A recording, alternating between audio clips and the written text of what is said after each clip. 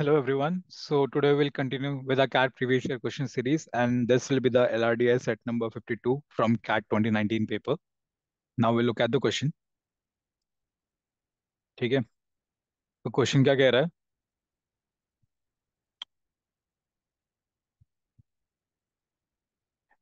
PQRS were four finalists in dance competition. A, B, G, D were four music composers who individually assigned items to the dancers. Each dancer had to individually perform in two dance items assigned by different composers. The first item performance by four dancers were all assigned by different music composers. ठीक है. No dancer performed her second item before the performance of the first items by all four dancers. तो मतलब जो पहले चार dancers perform करेंगे, उसके बाद जो सेकंड आइटम उन लोगों का होगा वो तभी शुरू होगा after all the four have perform their first item song. ठीक है.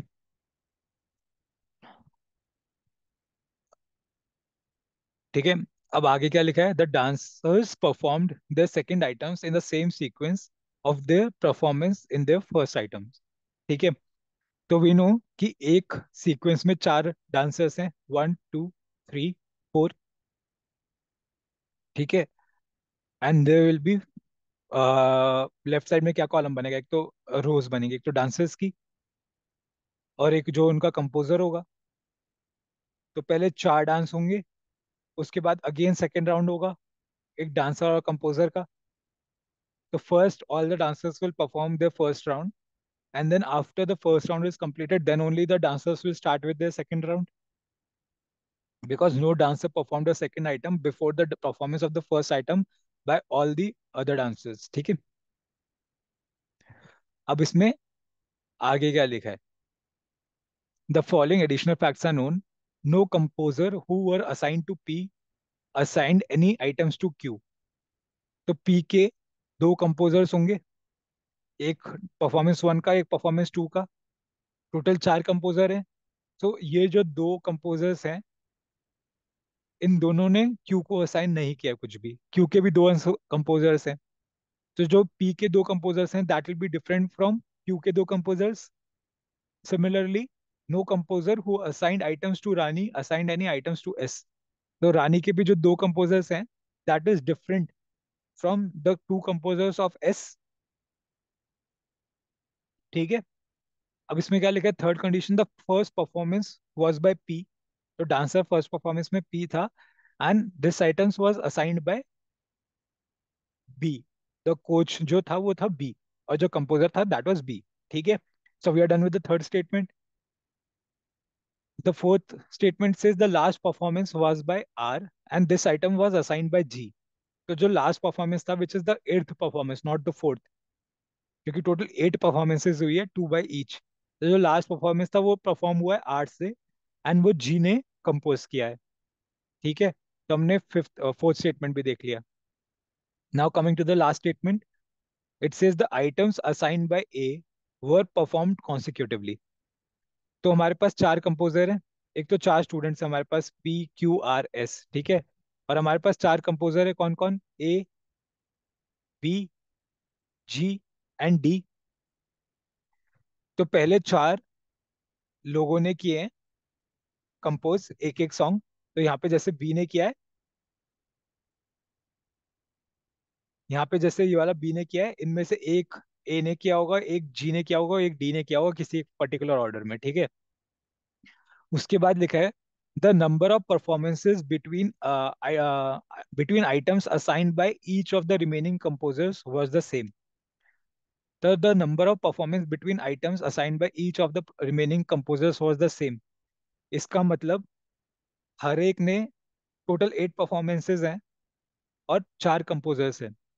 और the number of performances between items assigned by each of the remaining composers. इसका मतलब हर एक ने एटलीस्ट टू तो किए ही हैं. और अगर हर एक ने टू किए हैं, there are total four composers, 4 into 2 8, there were total 8 performances. So we know that each composer composed two performances. एक उसने राउंड वन में की होगी, क्योंकि we know that the first performance by four dancers were all assigned by different composers. तो यहाँ पे अगर बी है, तो ये जो चार हैं कंपोजर्स, ये चारों के चारों डिफरेंट होंगे इन फर्स्ट राउंड। तो इन सेकंड राउंड ऑल्सो जो ये चार कंपोजर्स हैं सब डिफरेंट होंगे। तो सब कंपोजर्स ने एक म्यूजिक तो कंपोज किया फर्स्ट राउंड में, एक म्यूजिक कंपोज किया सेकंड राउंड में। एंड अगर ए के परफॉर्म जो items assigned by A were perform consecutively, and A ने एक फर्स्ट राउंड में किया एक सेकंड राउंड में किया है और उसके कॉन्सिक्यूटिवली परफॉर्म हुए हैं, तो उसके पास ओनली ऑप्शन इज कि फर्स्ट राउंड में उसका लास्ट में परफॉर्मेंस हुआ और सेकंड राउंड में उसका फर्स्ट में परफॉर्मेंस हुआ हो, तभी उसका परफॉर्मेंस कंसिक्यूटिवली हो सकती है। So we know that the fourth performance of first round and the first performance of the second round was by A, and the remaining performances between items assigned by each of the remaining composers, the number of performances between items assigned by each of the remaining composers was the same. ठीक है।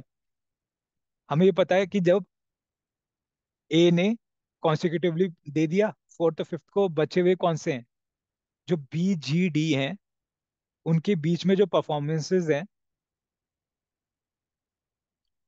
उनका number same है। तो for example अगर B ने यहाँ पे performance दिया है वन पे, तो वो फर्स्ट राउंड में टू और थ्री पे तो दे नहीं सकता, फर्स्ट राउंड में उसका सिर्फ एक ही है।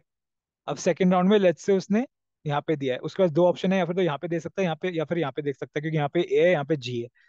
अगर लेट्स से उसने case one is that he B gave a performance over here, so how many, so what is the number of performance, इसको थोड़ा क्लियर करते हैं। So what is the number of performances between items assigned by B, the number of performances between the items assigned by B is 1, 2, 3, 4, 5। So B के दो के बीच में total 5 performance हुई हैं। अब जी के बीच में कितनी होनी चाहिए, जी के बीच में भी 5 होनी चाहिए। ठीक है। तो जी दूसरा वाला कहाँ पे होगा उस केस में, अगर इस केस में तो जी कहाँ पे होगा, जी ने कहाँ पे परफॉर्मेंस दिया होगा, उसको उसको भी 5 स्पेसेस चाहिए। एक, दो, तीन, चार, पांच। तो जी यहाँ पे परफॉर्म करेगा अगला। तो बी और जी हो गया, बचा गया डी। और डी के लिए अब जगह कौन सी बची है, जी के लिए जगह बची है बस खाली एक तो, सॉरी डी के लिए एक तो ये जगह बच गई और एक ये जगह बच गई।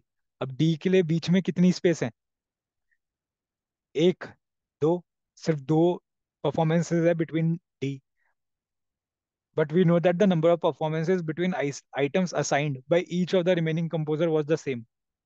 So this is not possible, this case is not possible कि बी यहाँ पर हो एंड उसके बीच में 5 स्पेसेस हो, ये पॉसिबल नहीं है 5 स्पेसेस होना।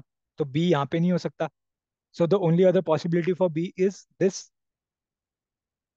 एंड नाउ कितनी स्पेसेस हैं बी और दोनों परफॉर्मेंस के बीच में, एक, दो, तीन, चार। तो जी को भी चार चाहिएंगी। ठीक है। अब अगर जी को चार चाहिए तो कौन से हो गई, एक, दो, तीन, चार।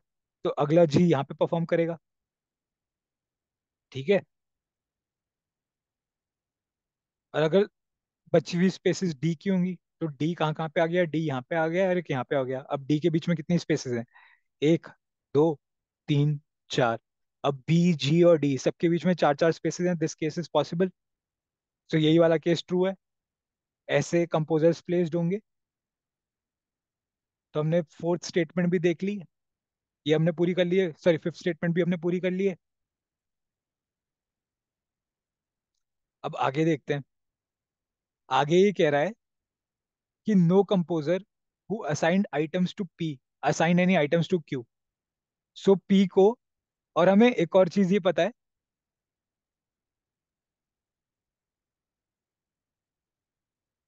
ये वाली अगर हम स्टेटमेंट देखें, the dancers perform their second items in the same sequence of their performance in the first items. तो फर्स्ट आइटम पी अगर फर्स्ट किया, पी ने फर्स्ट किया था तो सेकंड में भी वो फर्स्ट करेगा। सिमिलरली अगर आर ने लास्ट किया था इन सेकंड राउंड, तो in first round also he और शी विल परफॉर्म लास्ट। ठीक है। अब बीच में बचे कौन है, क्यू और एस। हमें पता है first statement says no composer who assign any items to P assign any items to Q. अब पी ने पी को किस किसने असाइन किया है? पी को असाइन किया है ए ने और बी ने. पी के असाइनर्स कौन है? ए और बी. तो क्यू के कौन होंगे बचे हुए दो? अगर ए और बी पी के हैं तो जी और डी क्यू के होंगे. आर के दो कौन है? ए और जी. आर के दो हैं ए और जी. तो एस के दो कौन होंगे बचे हुए?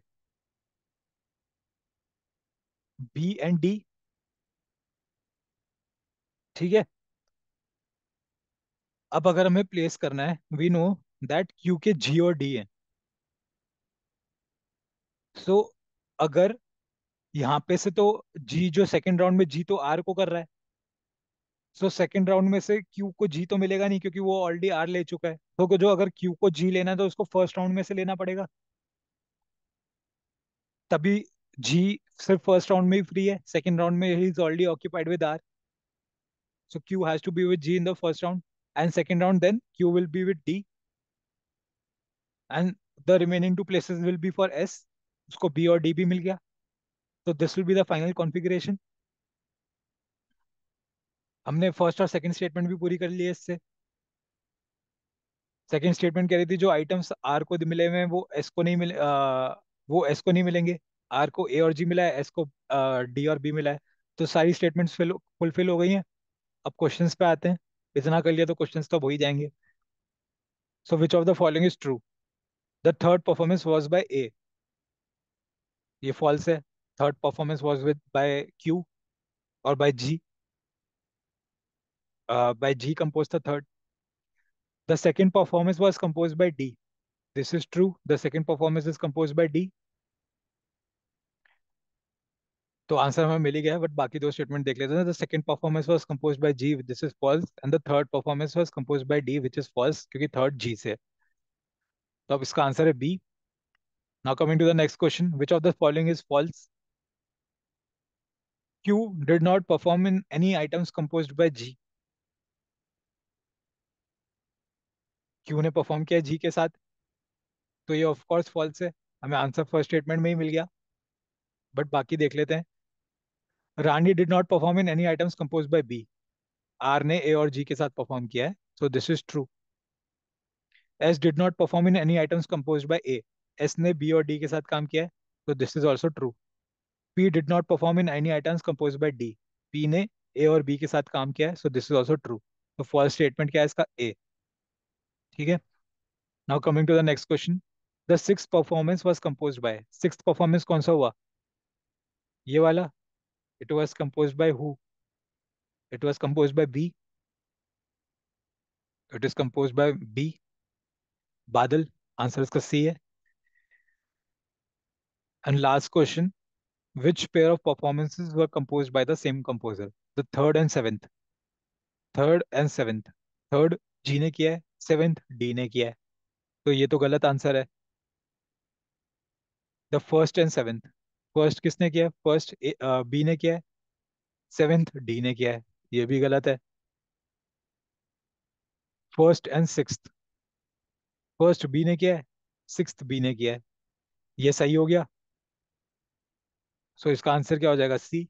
एक बार लास्ट भी देख लेते हैं. Second and sixth.